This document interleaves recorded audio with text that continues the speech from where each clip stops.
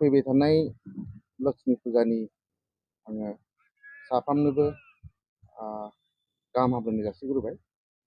आं दिनै दैमालु जोहोलाव आफादनि जानानै नोंथांमोननि गेजेरजों जोंनि रायजो राजा आरो बिथांमोननिसिम माखासे मिथिहोनायजों लोगोसे जोंनि फुजाया मा रोखोमै जागोन बेखौ लानानै नोंथांमोनखौ हांख्रायहरदों।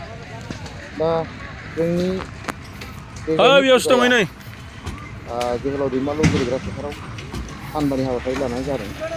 दा बेयाव 29 अक्ट'बरनिफ्राय लानानै 1 नभेम्बर बे सानबानि गेजेराव जोङो रायजो राजा आरो साफ्रोमबो भक्त आरो रायजो राजाफोरखौ लानानै जोङो बे फुजाखौ मोजाङै सामलायनो नागिरदों। बेफोरखौ लानानै जोङो रायजो राजाफोरखौ माखासे आपिल खालामनो आरो माखासे दखान होगिरि बिथांमोनखौबो आपिल खालामनो थाखाय जोङो बेयाव दिनै ज' जादों।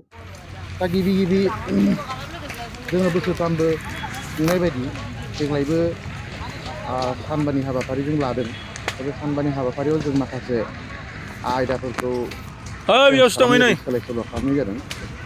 दा बेयाव जों गुबुन बोसोरफ्राव माखासे गेलेनाय जायखौ गेमलिं होननानै बुङो, जों बेफोरखौ लाफानाय जायोमोन।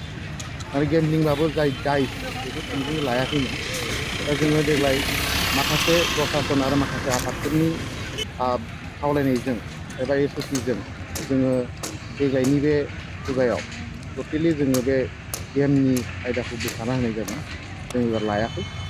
दा बेनिखायनो जोङो रायजो राजाखौबो खावलायगोन जाहाथे जोंनि बे फुजायाव साफ्रोमबो आब्रुथि गोनाङै जोंनि बे फुजाखौ खुंलांनायाव हेफाजाब मोनगोन होननानै। दा जोङो बिनि थाखायनो प्रसासननि जिनिखि एसअपि बिनि अनगायैबो जोंनि आफादनिफ्राय जों माखासे सानलाय हलाय माबोरैबा मोजां जागोन बेखौ जों सानलायदों।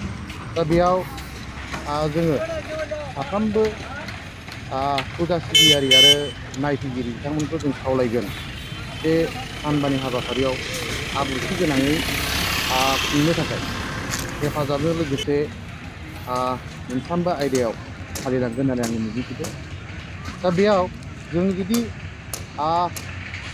माबाफोर गोरोन्थिफोर नुयोब्ला, माबाफोर रायजोफ्रा माबाफोर जाहोनाव गोरोन्थिफोर खालामोब्ला जोङो आखाइ खबजबनानै खावलायखागोन दानो बिथांमोना जाहाथे खालामा।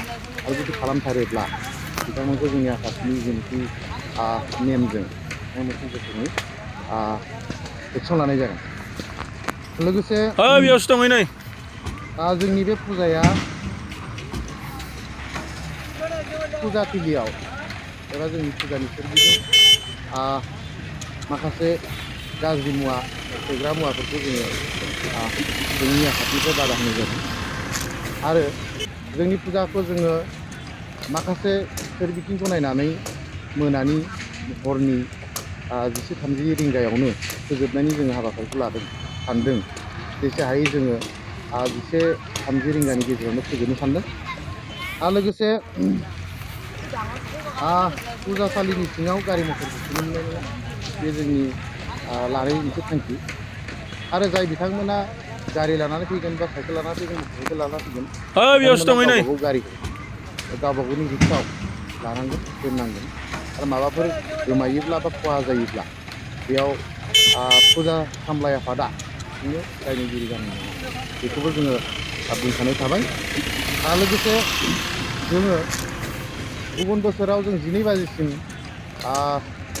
गोसा दावराव दामनाय देनायखौ जों होयोमोन। नाथाय देग्लाय सरकारनि एसअपि लोगोसे जायगानि थासारिखौ नायनानै जोङो जेसे हागौ 10 रिंगानि गेजेराव, हरनि 10 रिंगानि गेजेरावनो फोजोबनो सानदों।